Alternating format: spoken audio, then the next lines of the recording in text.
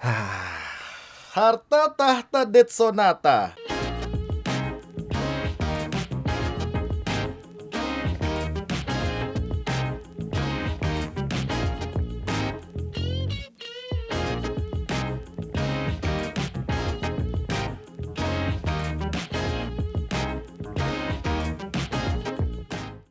Halo Budum, selamat datang kembali di channel YouTube aku KB dan selamat datang juga di Bacotan KB. Seperti biasa, awal season atau mungkin setelah regular season MDL dan MPL, kita akan memberikan nilai-nilai kepada tim-tim yang akan bertanding. Secara subjektif, gue akan memberikan nilai dari 0 sampai dengan 10, 1 sampai dengan 10 ya kan rata-ratanya. Itu untuk tim dari rosternya. Nah, kebetulan sebelum gue pengen ngebahas MDL-nya ini ya kan, gue pengen ngingetin buat Budum-Budum semuanya, buat kalian yang masih belum memiliki skin Nathan yang Starlight member terbaru, kalian bisa langsung aja cek di dalam in-game-nya, kalian beli. Atau kalau kalian bingung kalian mau beli diamond murah di mana, cek link yang ada di description dan kalian bisa nikmatin sendiri skin kualitas pejabat harga merakyat. Pertama, buat teman-teman dan budum-budum yang masih belum nonton soal Global Band, kalian aku rekomendasikan untuk nonton Global Band terlebih dahulu. Buat kalian yang bingung, linknya ada di description juga. Dan nanti setelah kalian nonton Global Band, barulah nanti kalian bisa relate gitu loh sama, oh MDL Season 6 tuh Global Band ya kan. Dan nantinya kalian pasti bakal memiliki perspektif yang berbeda, apalagi dengan dihadirkan sistem ini gitu loh. Jadi kalau begitu langsung aja kita, ya ini mirip sama K-Browsing, cuma bedanya ini terlalu spesifik untuk MDL-nya aja.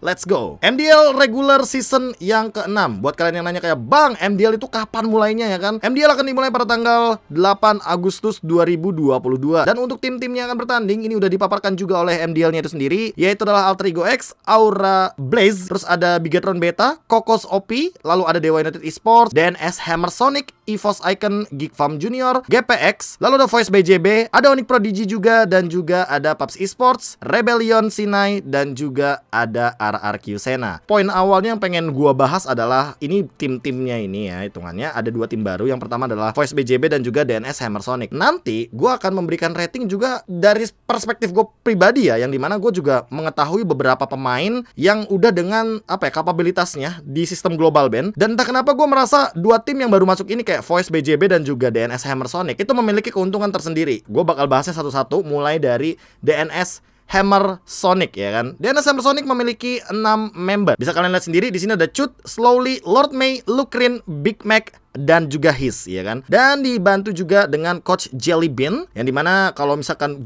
perspektif gua lebih tepatnya untuk melihat tim DNS Hammer Sonic ini, gua akan bilang kalau seandainya yang power dari mereka itu adalah EXP lane, yaitu adalah Big Mac, dan juga dari Lord May selaku roamernya dia. Kenapa gua bilang DNS Hammer Sonic ini mendapatkan keuntungan untuk sistem Global Band? Yang pertama karena mereka juga lolos untuk ke MDL itu menggunakan sistem play-ins dan juga sistem Global Band tersebut. Jadi dengan mereka sudah memiliki pengalaman di mana mereka harus mempersiapkan beberapa strat atau strategi. Nah ini nih, strat udah dibahas di video Global Band sebelumnya, jadi ya nggak bakal gue bahas lagi di sini secara detail. Cuma yang menurut gue bakal jadi keuntungan mereka adalah mereka pernah ngerasain gimana sih Global Band itu, sistemnya kayak gimana sih, kesulitannya apa. Dan menurut gue dengan roster seperti ini, anak-anak muda baru ya kan ya, dan fun fact-nya benar karena rata-rata dari Sulawesi Utara atau Manado, dan beberapa dari mereka itu dikenal juga sebagai roster PON ya kan, dan bahkan mendapatkan podium yang lumayan berprestasi gitu loh. 3 besar menurut gue udah berprestasi ya, jujur ya. Walaupun member baru, walaupun member-member anak muda, tapi nggak tahu kenapa gue ngeliat tier 3 sekarang tuh udah bisa ngimbangin tim-tim MDL. Makanya malah menurut gue akan memberikan nilai kepada DNS Hammer Sonic Esports ini 7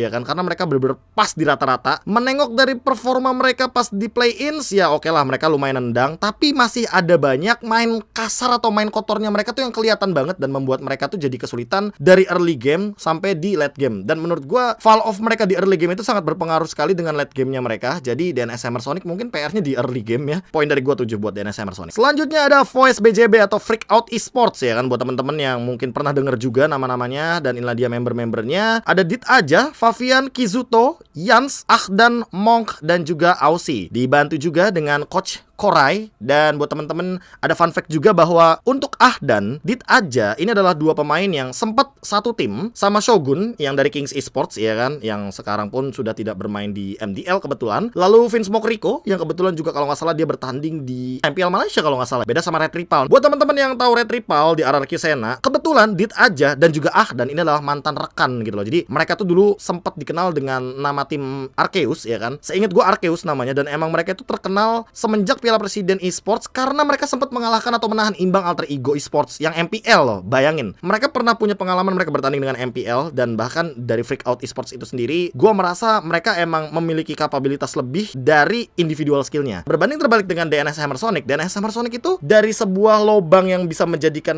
apa ya, kalau dalam tanda kutip itu kelemahan, itu terlalu besar. Freakout Esports itu lumayan kecil loh. Mereka masih bisa menutupi hal tersebut, dan late game mereka ini kuat banget. Jadi dengan meta sekarang yang menuju kepada late game, dari 1 sampai dengan 10, gue akan memberikan poin 8 untuk Freakout Esports. Cukup aneh mungkin terdengar di telinga kalian, budum-budum teman-teman semua yang lagi pada nonton, karena bang, ini kan tim baru, lu atas dasar apa memberikan poin seperti itu? Ya jujur ini perspektif gue sendiri, dan menurut gue emang late game mereka lumayan kuat, dan nggak sekali doang gue memperhatikan Freakout Esports ini. Dan jadi harus di notes juga buat teman-teman yang ada di MDL, apalagi 12 tim lainnya yang nantinya akan bertemu dengan 2 tim baru ini. Selanjutnya ada Geek Farm Junior. Ya kan, kemarin sempat kita bahas juga di K-Browsing, tapi buat sekarang kan beda nih ya kan. K-Browsing nanti bahasnya bakal lebih general, bakal lebih yang ada part-partnya, untuk beritanya juga bakal berbeda. Tapi untuk MDL seperti biasa di bacotan KB kali ini, Geek Farm Junior ada Aboy, Adam, Maefzi, lalu ada Renesme, ada Rensa, Vian, dan juga Exort. Ada beberapa pemain dari MPL yang turun juga ke MDL untuk membantu atau memperkuat dari Geek Farm Junior itu sendiri. Lalu dari coachnya juga ada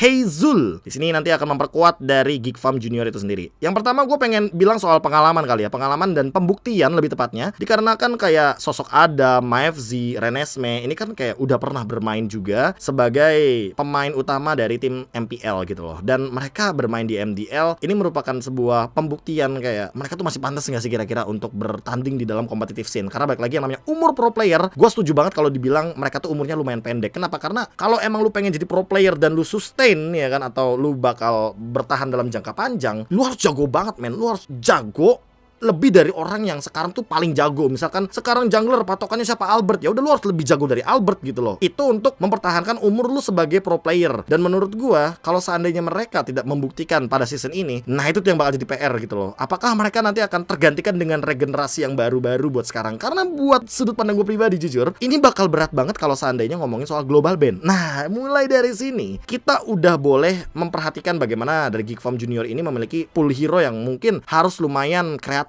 gitu loh. Dan menurut gue dengan kehadiran dari ya satu sosok yang mungkin gue kenal, nickname-nya Vian sebagai roamer, dia menurut gue punya power hero ya kan. Tapi menurut gue untuk pool hero ini mungkin masih tanda tanya. Untuk Adam ya mungkin karena sepengalaman dia juga pernah bermain di Goldland, pernah bermain di EXP Land, tinggal gimana nanti Geek Farm Junior untuk mengotak-atik hal tersebut, walaupun di sini tulisannya EXP Laner ya. Tapi buat beberapa pemain seperti Exort atau mungkin Aboy yang baru, nah ini yang bakal gue tunggu. Apakah nanti Geek Farm Junior akan senendang itu? Karena menengok dari Rapture yang terakhir sempat menjadi roamer dari Geek Farm Junior, dia tuh lumayan nendang. Dan pas ke MPL ya MDL-nya tidak sengegendong itu, dan malah fall off Geek Farm Juniornya. Menurut gue dengan line up seperti ini kalau tidak diubah ya, kalau tidak diubah mungkin akan ada di angka 7 juga sama kayak DNS Summer Sonic. Cuma PR-nya satu, Geek Farm Junior kalau seandainya bener-bener ada yang menonjol dari segi MDL-nya, dia tuh biasanya langsung dinaikin ke MPL. Dan menurut gue kalau Geek Farm Junior terburu-buru, ini dalam tanda kutip ya, terburu-buru untuk melakukan hal tersebut, ya hal tersebut tuh apa bang? Ya hal tersebut itu ya naikin pemain dari MDL ke MPL, itu akan membuat nantinya keseimbangan dari tim MDL itu akan runtuh. Dan kalau seandainya itu terjadi, Geek Farm mungkin akan ada di angka 6 atau 5 kalau menurut gue pribadi ya, karena ini pengalaman yang repetitif, selalu berulang gitu loh. Selanjutnya ada Onyx Prodigy yang kemarin juga sempat bermain di MDL season yang kelima, dan buat sekarang ada beberapa pemain juga yang baru nama-namanya. Ada Risk, ada Moon, ada Yura, ada Vimornov masih dengan jungler yang sama, lalu ada Di Satoru, lalu ada Fenrir, EXP laner yang menurut gua sering banget menangin laning phase, dan Coffee Guy. Ini kayaknya tapi Coffee Guy-nya berbeda orang ya. Jadi ada Coffee Guy juga, dia kalau nggak salah bekerja sebagai manajer atau analis di EVOS kalau nggak salah. Sampai sekarang gua nggak tahu deh dia Coffee Guy yang waktu season satu temennya Emperor itu masih ada atau enggak ya. Mungkin kalau masih ada info di kolom komentar. Dan yang terakhir ada coachnya Robox. Ini jujur kalau misalkan melihat Onyx Prodigy itu, Onyx Prodigy terkadang juga memiliki talent yang spesial dalam sisi MPL dan MDL. Cuma terlihat kontras banget perbedaan dari MDL-nya, yaitu adalah mungkin permainan yang tidak seluas atau tidak sefleksibel dari MPL-nya mereka. Nah, di sini yang pengen gue tekankan adalah karena sistemnya global ban dan Onyx Prodigy itu selalu kuat di hero power. Kita harus akui bahwa Onyx Prodigy kuat di hero power. Berarti PR dari Onyx Prodigy adalah mengembangkan hero-hero yang ada yang nantinya akan menjadi senjata mereka, karena dengan sistem global ban otomatis kamu di best of 3 series itu akan bermain dengan 3 hero yang berbeda. Dan kayak Vimornov yang dia kan assassin banget tipikalnya, lalu Fenrir yang dia juga selalu menangin rotasi dan segala macem, itu harus dipertimbangkan. Gameplaynya nggak boleh template. Dan menurut gue ketika Onyx Prodigy memunculkan gameplay yang template, bahkan gue bisa kasih nilai dia tuh di angka 5. Buat sekarang dengan lineup seperti ini gue kasih angka 6. Kenapa? Karena gue nggak tahu nih progres seperti apa dari Onyx Prodigy, mungkin dari Robloxnya itu sendiri, dengan pengembangan dari segi pool hero. Karena buat gue global ban itu yang paling penting pool hero-nya. Dan nggak cuma pool hero, tapi lu mastering nggak gitu loh dari power hero yang bukan hero pegangan gitu loh. Ya kayak misalnya kita ambil contoh, oke lah mungkin kalau Tamus kan sekarang lagi meta nih ya kan, Vimornov. Apakah nantinya dia ketika kita ngomongin soal tank jungler dan itu dibutuhkan untuk gameplaynya Onyx Prodigy? Menurut gue itu kayak shifting yang di level MDL aja buat sekarang tuh pengen diperlihatkan sama MDL ya kan. Ya emang sih development, emang sih cadangannya MPL tanda kutip. Cuma ya karena global ban dituntut lu untuk punya pool hero yang luas. Jadi nggak cuma itu doang hero-nya ya nggak sih. Dan ya Onyx Prodigy makanya gue kasih nilai 6, bahkan di bawah DNS MR Sonic gitu loh. Selanjutnya ada Rebellion Sinai, tim MDL yang sempat kemarin juga ada beberapa yang naik ya kan, seperti salah satunya Haze ya kan, atau Haze Geralt dulu nickname-nya. Terus juga WJ ya kan, romer yang sangat luar biasa menurut gua. Ya, gua nggak tahu nanti perkembangannya di MPL akan seperti apa, karena untuk lapis keduanya tuh Val gitu loh. Jadi agak-agak sedikit berat menurut gua, tapi bakal kita bahas nanti ya kan dekat-dekat sama MPL. Buat Rebellion Sinai sekarang ada Kunzi, Walrus, Dith, lalu ada Riezo, Saeb, dan juga ada Soy Moriarty. Nickname-nya lumayan sulit sekali untuk dibaca ya. Tapi ada Saeb juga di sini sebagai EXP laner, dan tidak lupa ada Hypnos yang sebagai coachnya juga. Nih Saeb jujur kalau ngomongin combo, Saeb ini pas di Aura sama Cait tuh main banget men, main banget. Ya walaupun gue jujur juga ngelihat Kimura gameplaynya bagus banget di Aura Blaze gitu kan. Tapi untuk Saeb tuh kayak dia tuh harus klop dulu gitu loh sama si gold lanernya. Karena dengan Saeb sebagai EXP laner dan goldnya Kunzi baru nih ya kan, sosok baru yang menurut gua harus memunculkan karakter baru juga bagi Rebellion Sinai. Karena kemarin kita tahu ya, mungkin di sini yang bakal gua highlight itu Walrusnya, junglernya ya kan. Tinggal gimana Rebellion Sinai ini mengembangkan dengan kehadiran dari Walrus yang sebelumnya itu dia udah punya pool hero yang lumayan banyak dengan sistem global ban. Di sini gua bisa yakinkan kalau seandainya Rebellion Sinai ini dengan craftingnya mereka, ya balik lagi mereka juga lumayan suka untuk bermain-main mid lane marksman lah, mage di gold lane lah.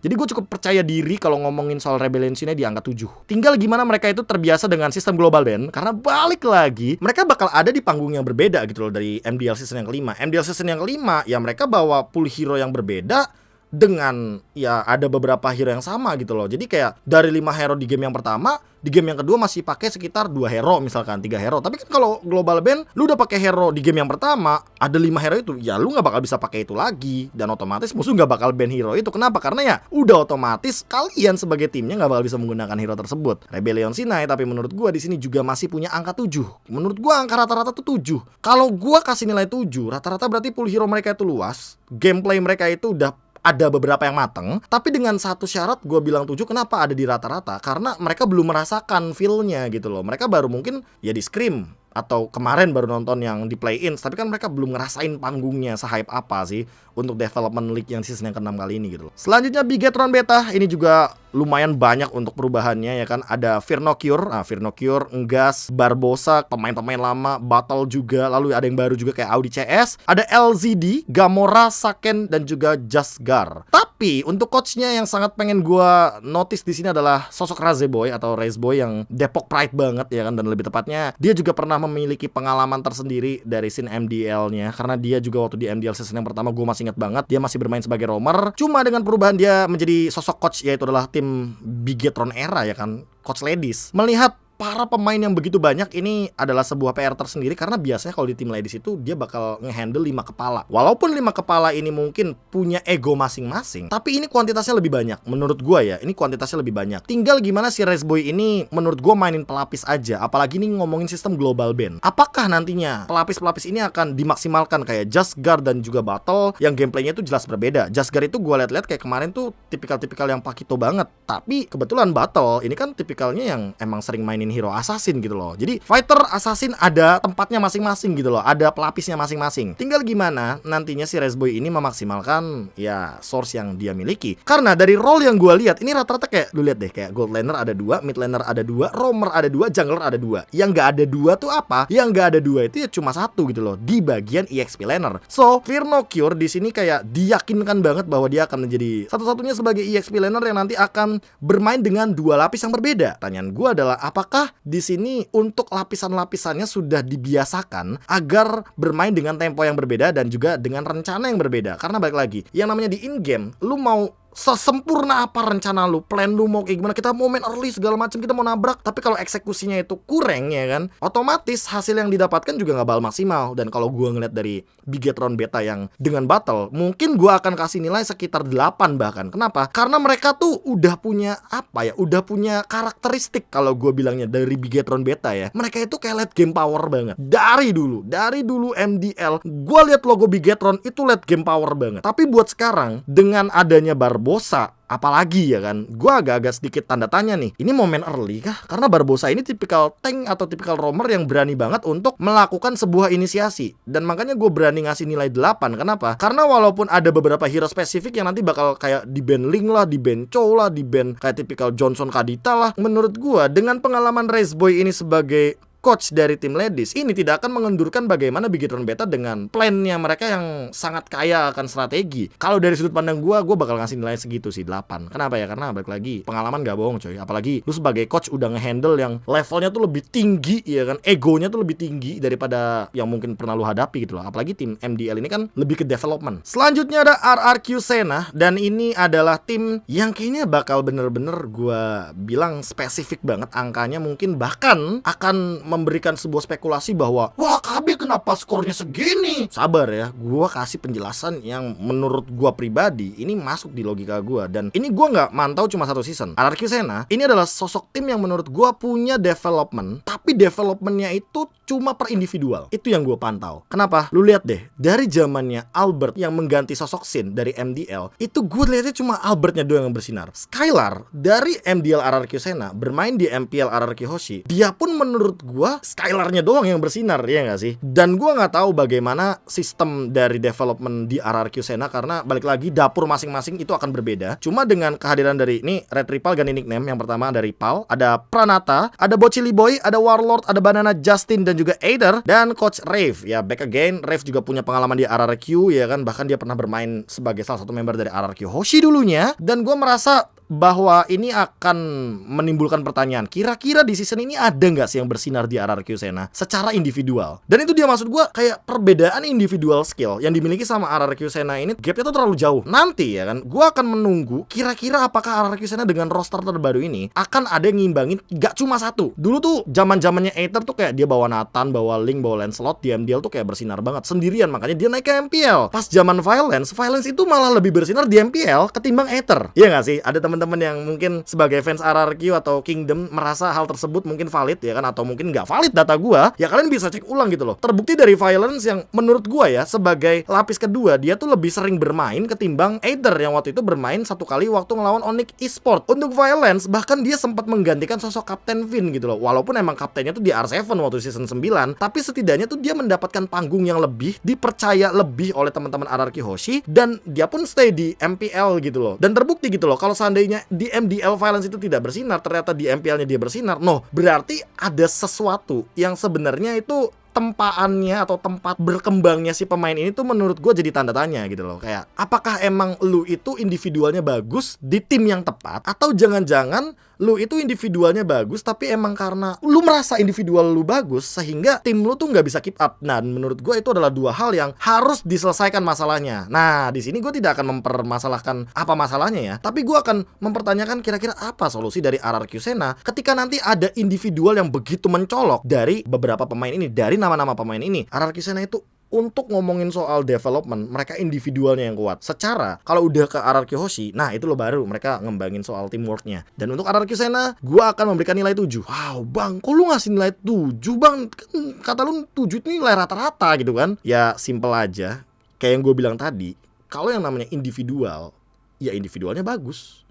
Gue gak akan denial kayak, ya lu individualnya bagus tapi bagusan yang sebelah. Enggak, gue gak bakal bilang kayak gitu bro. Individual lu bagus, tapi kalau seandainya teamwork lu tidak seimbang dengan individual skill lu itu, ya tabrakan men dalam sebuah tim. Kalau lu bermain dengan satu kepala ya kan, dan 4 kepalanya itu cuma ngikutin di belakang, nggak bakal jadi itu tanda kutip tim. Keseimbangan itu yang bakal mengecohkan atau mengkacaukan dari RRQ Senanya itu sendiri. Makanya gue menunggu nih, dengan 7 poin, apakah nanti akan ada konsistensi dari RRQ Senanya itu sendiri untuk mempertahankan bagaimana play mereka. Jadi mungkin mereka bisa dipromosikan ke MPL tapi tidak di pertengahan season. Bisa jadi di season selanjutnya, di season ganjil gitu loh, diberikan kesempatan ketika tidak di M-World. Nah ini kompleks sih pembahasannya emang, dan mungkin bahasa gue tidak akan bisa dicerna oleh beberapa pihak. Dan kalau seandainya mungkin kalian dari beberapa pihak belum mendapatkan poin gue sarankan mungkin bisa diulang atau ya next aja kalau gitu timnya ya kan, karena ini lumayan cukup berat untuk ngomongin soal global ban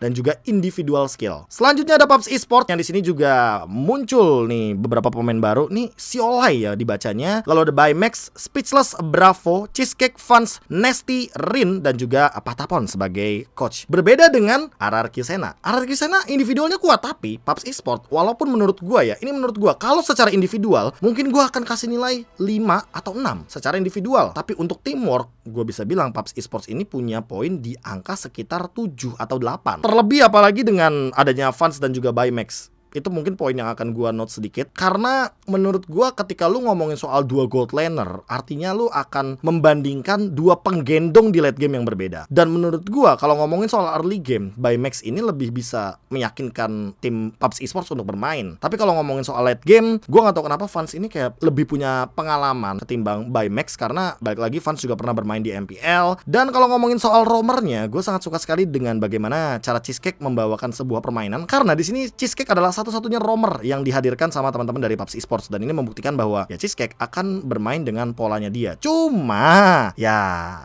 ini kan global ban ya. PUBG Esports ini menurut gue emang power banget dengan menggunakan hero-hero support. Tapi karena global ban tadi, yang individualnya menurut gue juga mungkin lebih ke teamwork ya kan. Jadi individualnya rata-rata teamworknya oke. Dan kalau seandainya global ban ini akan menjadi penghalang atau batu sandungan, ya gue akan sangat setuju kalau PUBG Esports harus belajar cepat gimana caranya mereka ngembangin Cheesecake agar Cheesecake ini nggak cuma berpatok sama hero healer dan hero rotasi gitu loh. Terus bang, kalau misalkan kayak gitu, jawaban buat Cheesecake apa? Ya inisiator mungkin, atau hero ambush, hero pick off, sehingga nantinya mereka tuh nggak cuma menangin early game tapi juga mempertahankan bagaimana dominasi mereka di late game. Karena kalau sekarang lu ngomongin early game, lu mikirin 5 menit awal, 10 menit awal, lu belum dikit menit 16 kelar cuy. Makanya gue bilang PUBG ya nilainya di 7 gitu loh. Ya untuk cara mereka teamwork oke, tapi untuk global ban itu batu sandungannya. Selanjutnya ada Dewa United Esports. Wah ini dia, ada Altamis, Lanaya, Greco, lalu ada Case, Sako dan juga Van Sohi. Nih menurut gue untuk coachnya sih gue no comment ya Om Gadun ya. Gue respect banget sama lu Om, karena jujur ini adalah sosok yang menurut gue sangat dekat sekali juga dengan Five Brothers untuk ngobrol dan segala macamnya. Ngeliat Dewa United Esports, gue ngeliat kayak sosok yang benar-benar lebih ke arah solidaritas, karena di sini gue tidak melihat sama sekali adanya perubahan-perubahan yang begitu banyak. Dan dengan Lanaya, nah ini dia lagi dan lagi. Kenapa? Menurut gue global ban ini akan sangat berpengaruh untuk beberapa individual kayak Lanaya. Lanaya pakai link, patternnya udah ketahuan. Kalau dia dikasih link di game yang pertama, lalu game pertamanya itu digagalkan, kayak misalkan dia kan selalu rotasi ke arah Kramer ya kan. Terus dari awal dia udah kalah rotasi, kalah game itu, game kedua nggak bisa pakai link, Dewa United boleh kocar-kacir. Karena apa? Karena bisa aja dikalahkan 2-0. Dan menurut gua dengan line up yang sama, kalau tidak diubah gameplaynya, tidak ada polesan sama sekali dari Dewa United Esports, gua bisa kasih nilai 4 loh Om Gadun. Ini no offense, gak ada apapun menurut gue balik lagi, gue dari awal bilang semua tim MDL gue respect, dan penilaian ini adalah subjektif. Jadi gue tidak membawa bendera apapun, gue tidak membawa bendera analis ya. Gue di sini KB sebagai yang punya YouTube channel KB, dan gue akan bilang dengan gameplay yang begitu terbaca dan membuat Dewa United kepleset waktu di playoff MDL season yang kelima, ayo ya kan, itu yang membuat MDL-nya Dewa United itu kepleset menurut gue, karena gameplay mereka itu udah terbaca dari awal. Tinggal gimana caranya mereka memperkaya, gimana caranya Lana yang gak kalah early game, gimana caranya biar si Case itu tetap menangin laning phase-nya. Dan menurut gue itu adalah poin yang nanti akan mempop up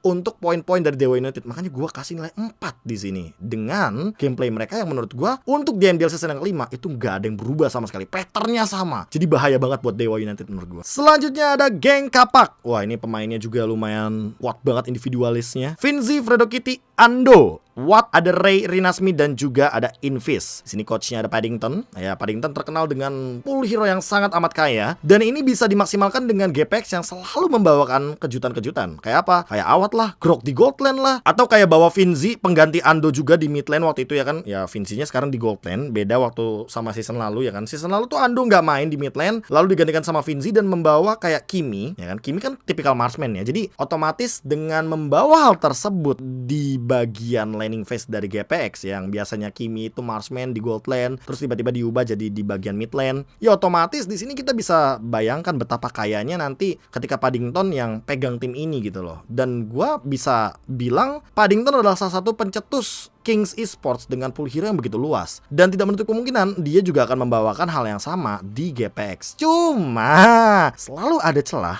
bagi gua untuk melihat sebuah lobang yang nantinya bisa jadi sebuah kelemahan. Di mana itu? Di Ray. Kenapa? Karena menurut gue Ray ini kuat banget sebagai jungler, tapi assassin. Dia juga hitungannya bukan pemain murah. Gue bilangnya bukan pemain murah karena emang itu faktanya yang diberikan sama CEO-nya Koyur ya kan. Dengan Ray yang punya banyak waktu untuk mengembangkan, apalagi dari season 5 sampai dengan season yang ke-6, ini adalah sebuah PR bagi Ryan Paddington, bagaimana cara dia mengembangkan satu sosok jungler yang dia udah punya power di assassin. Tinggal gimana nanti untuk global ban ini akan menjadi penghalang atau menjadi batu loncatan bagi GPX, karena gue akan kasih nilai GPX itu 6. Power mereka untuk pool hero kuat. Mereka punya coach kayak Ryan Paddington. Individualnya bisa nerima atau enggak, karena menurut gue balik lagi, yang namanya coach dan juga pemain itu akan selalu beriringan dan gak boleh ada yang ngelebihin satu sama lain. Walaupun untuk hierarki, coach itu di atasnya para pemain, karena ya para pemain akan nurut sama coach gitu loh. Cuma ya balik lagi, harus diiringi dan harus bebarengan. Jadi si coachnya punya pool hero dan punya strat yang banyak, pro playernya juga harus seimbang dengan pool hero yang nanti akan diberikan sama si coach. Ya, GPX. Selanjutnya ada Alter Ego X. Alter Ego X kali ini diperkuat oleh Mars, Kels, Monster, Raizel, Rasi, Romer yang kali ini bermain lagi di MDL, JHH, Emi, Ryu Kenzi, dan juga Rex Lona. Ini yang bakal gue pertanyakan, kayak yang main siapa ya? Emi dan Mars menurut gue memiliki dua tipikal play yang berbeda banget ya kan. Kayak misalkan untuk Mars itu sendiri dia lebih ke main pick off, kalau Emi itu lebih memperkuat team fight-nya dia. Dan untuk dari segi Romer, gue akan sangat setuju kalau seandainya Romer utamanya itu lebih ke arah Rasi sih. Karena menurut gue Rasi ini tipikal-tipikal pemain yang dia bisa di semua setup team fight. Ya, lu mau main pick off kuat, lu mau main healer juga dia kadang bisa bermain dengan agresif. Lu mau main nahan-nahan atau cover-cover juga menurut gua dia memiliki ability tersebut. Cuma di sini yang pengen gua pertanyakan, apakah Rasinya skip up itu untuk di season lalu ya kan, yang dia waktu di Alter Ego X itu kan kalau nggak salah pas di playoff mainnya Angela. Dan gua nggak tahu sih apakah itu emang part of the plan dari teman-teman Alter Ego X dengan ngepick ke arah Angela tersebut, atau ya emang mereka lagi buntu aja di sana. Dan ketika berharap hanya dengan satu hero atau power hero yang emang bener-bener lu tekunin, itu akan menjadi malapetaka sendiri bagi Alter Ego X di bagian mid lane-nya. Kenapa? Karena menurut gue di sini bagi Rex Lona, JHH, Rasi, ya kan, itu tiga pemain yang menurut gue masih bisa lumayan terbaca nih dari segi pool hero-nya. Kayak Rex Lona kalau seandainya hero-hero high ground-nya di ban, dia bawanya tuh biasanya kalau nggak Kadita, Harley, ya kan, tipikal-tipikal yang bisa split push. Gameplaynya bakal elaborate banget sama Emi dan juga Raizel yang sering banget bawa Sun dan juga bawa Benedetta di tim tersebut. Dan menurut gue kalau seandainya mereka bawa pelapis, gue lebih setuju. Kalau Alter Ego X mainnya pelapis, jadi game 1 yang main kayak Emi duluan, game 2 yang main Mars, yang game ketiga nah tinggal sweet tuh junglernya siapa ya kan. Gue bakal lebih setuju kalau ini tim gue kasih nilai di angka 7 gitu loh. Kenapa? Karena dengan pemain yang berbeda, mereka menimbulkan gameplay yang berbeda. Tapi kalau seandainya nanti yang mainnya itu adalah misalkan hari Senin lawan tim EVOS Icon Alter Ego X ya kan, yang main Emi 3 game, terus nanti hari Selasa yang main Mars ya kan, wah itu menurut menurut gue bisa fatal ke angka 5 sih menurut gue Altrigo X, karena secara individual itu mereka lumayan, nah itu dia kayak Dewa United Esports, agak-agak punya template, walaupun sebenarnya gameplay mereka itu agak sedikit berubah dari waktu ke waktu. Kayak yang gue sering bilang kan, kayak Ryzel ini kan unpredictable banget sebagai gold laner. Sekarang di era gold laner Marksman ya kan, Ryzel sebagai satu-satunya gold laner Altrigo X jarang banget bahkan bawa Marksman gitu loh. Kadang dia bawa Pakito gold lane, Benedetta gold lane. Jadi ya pengubah atau bisa dibilang fleksibilitas yang akan dibawa sama Altrigo X itu cuma ada di gold lane. Dan itu yang baru gue lihat dengan sistem global ban. Kayaknya nih Altrigo X lumayan kocar-kacir nih harusnya, walaupun individualnya mereka kuat, tapi tetap gue kasih nilai di angka rata-rata 7. Kokos OP ini adalah sebuah tim baru juga yang kemarin sempat berkolaborasi dan dihadirkan dengan EVL, Poise, Ray, Vel, Ikino, On My Way, Lana, dan juga ada Rirui. Di sini yang pengen gue notes terlebih dahulu adalah roamernya, yaitu adalah On My Way. On My Way kalau benar-benar seandainya satu game penuh ya kan, bukan satu game penuh, satu match penuh dia akan bermain. Menurut gue yang harus dijaga itu bukan tempo permainan, bukan strategi permainan, bukan dari segi pool hero yang akan dimainkan, tapi dari mood. Secara individual On My Way ini sangat kuat. Gue sangat setuju. Kenapa? Karena ya bahkan Zeiss aja pernah nyebut nama On My Way kan dulu. Tapi secara mood ya kan, gue tahu Ruby On My Way ini dengan bagaimana cara dia bermain, dan dia harus melawan rasa mood dia itu ketika lagi lose condition atau ketika ada plan yang tidak berjalan dengan baik. Apa yang harus lu lakukan dalam sebuah tim sehingga nantinya lu bisa menemukan jalan keluar gitu loh. Dan nantinya karena dia roamer akan berimpact dengan satu timnya, seperti Poise, VL, Ray, dan juga Vel udah pasti bakal terkena imbasnya lah hitungannya. Kayak dia kan sebagai roamer kalau seandainya bener-bener ngedrop ya kan moodnya, ya empatnya juga bakal ke bawah. Dan menurut gua Kokos ini bakal kuat untuk ngomongin soal comeback. Nah, kalau soal comeback nih ya, tapi kalau berharap pada satu strat comeback, menurut gua di sini Rirui harus bener-bener memperkaya akan strateginya. Dan gua akan kasih nilai Kokos OP ini 5 dikarenakan menurut gua template mereka itu lebih membawa kepada late game. Terutama untuk Vel sebagai mid laner, dia pegang high ground kuat banget, tapi kalau nggak dikasih hero high ground, kadang tuh bener-bener kelihatan banget lobang kelemahannya, yang dimana dia gampang ke pick off, dia kadang offside, dan itu akan menimbulkan sebuah gameplay yang fatal kalau seandainya emang lawannya lawan hero-hero pick off gitu loh. Ini Kokos sangat renyah sekali kalau seandainya dilawan pakai tipikal pick off gitu loh. Next ada Aura Blast. Rosternya ada Fun, Laba-Laba atau Seni Budaya, udah dikonfirm di kolom komentar juga banyak banget yang bilang. Kimura sebagai EXP laner, ada Okta, Fajri, Jamet, Syndrome, dan juga CL sebagai coachnya. Di sini gue akan note sedikit CL yang udah pernah punya pengalaman terlebih dahulu sebagai coach dari MPL, yang otomatis nanti akan memperkaya bagaimana Aura Blast punya potential pick. Dan di sini dengan kehadiran dari Jamet dan juga Fun, gue akan mempertanyakan dari Jametnya sendiri dulu sih. Kayak Jamet waktu di MDL dia bersinar banget, individualnya dia kuat banget, pool hero-nya juga banyak, dan yang di sini bakal berperan penting adalah bagaimana Okta dan juga Laba-Laba bermain. Jadi triangle of mid-nya kayak jungle, mid laner, sama si roamernya ini bakal bekerja sama dengan strategi yang berbeda, dengan draft yang berbeda. Dan menurut gua Aura Blast cuma nggak boleh terpaku sama satu hero sih, Selena. Okta sama Laba-Laba ini lumayan power banget dengan Selena. Dan menurut gua kalau seandainya mereka masih membawa Selena, oke. Kalau seandainya Jamet atau Funnya jungler tank. Tapi kalau seandainya mereka bawa Selena dan mereka bawa hero-hero squishy untuk bermain potential early game yang agresif, menurut gue itu bisa jadi pedang bermata dua. Tinggal gimana cara mereka untuk manfaatin mungkin momen-momen yang bisa mereka ambil gitu loh. Aura Blast pokoknya kuat banget kalau ngomongin soal pegang Selena. Dengan global ban, lu harus cari nih hero pick off apa yang powernya setara sama Selena. Makanya Aura Blast bakal gue kasih nilai 7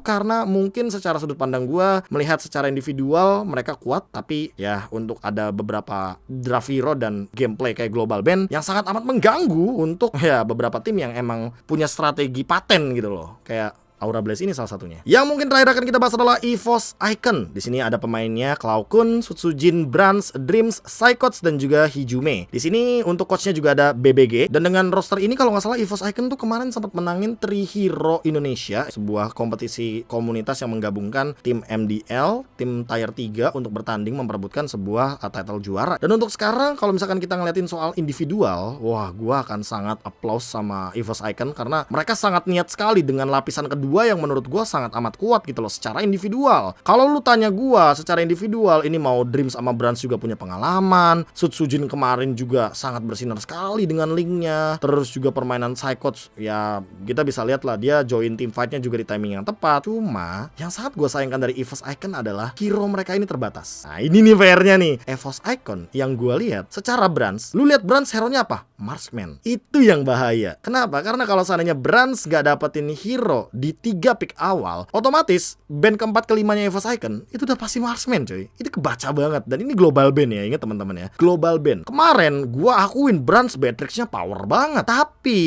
secara dia kalau ngomongin global band, abis game pertama pakai Beatrix, kalau menang syukur, kalau kalah game kedua udah nggak boleh pakai Beatrix. Ada beberapa hero yang masih bisa di ban. Cloud bisa di ban, Clean bisa di ban. Target ban banget. Iya, target ban banget. Sutsujin juga sama. Linknya misalkan digunakan di game yang pertama dan kalah, sama kayak Lananya tadi. Fall off nggak? Fall off. Tinggal pertanyaan gua, gimana caranya Dreams membawa sebuah global band dengan strat yang harus punya banyak pool hero? Karena menurut gua di sini yang pegangan pool hero-nya paling banyak itu ada di Dreams. Menurut gua ya, kalau ada beberapa EVOS Form yang nggak setuju ya silahkan tulis di kolom komentar. Tapi menurut gua emang dengan wajah ini, ya Dreams yang pegang pool hero paling banyak gitu loh. Tinggal gimana caranya Dreams ini, kalau gue bilangnya apa ya, nyuapin kali ya, nyuapin beberapa pemain sisanya untuk membuat sebuah gameplay yang lebih ke babysit. Dan itu kalau pakai gameplay babysit yang sama kayak waktu di 3 Hero Indonesia, wah EVOS Icon gue kasih nilai 6 kalau pakai pattern yang sama. Kenapa? Karena mereka kuat secara power hero. Iya, pegangannya apa? Lu lihat deh.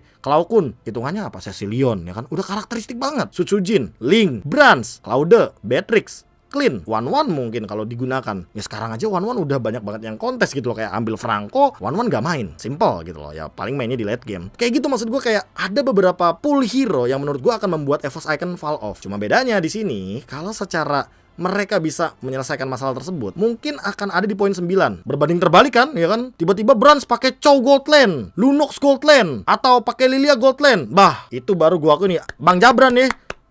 Gua tepuk tangan sama lu, karena lu udah bisa mematahkan ekspektasi orang-orang bahwa Brands ya marksman gitu loh. Dan secara kita melihat ya, dari MDL sama MPL, EVOS RRQ itu ada yang berbeda dan tapi saling connect satu sama lain.